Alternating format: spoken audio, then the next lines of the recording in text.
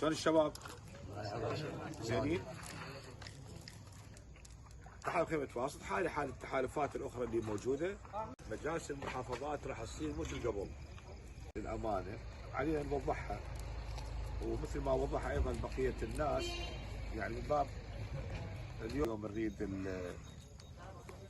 التكاتف، نريد اللمة الأكثر، وفي نفس الوقت اليوم أنا رئيس التحالف ماله إن شاء الله تعالى هو يعني هم من الناس الخيرين اللي يمثلون هذا التحالف، واحنا بظهره موجودين، وبالتالي لخدمه يعني اهلنا ومصلحتنا العامه ان شاء الله.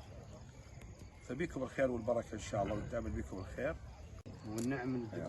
لا دكتور وهلا هو بس المره جاي. والحمد لله والشكر ان سمعتكم ترفع الراس الامانه. الله يسلمك.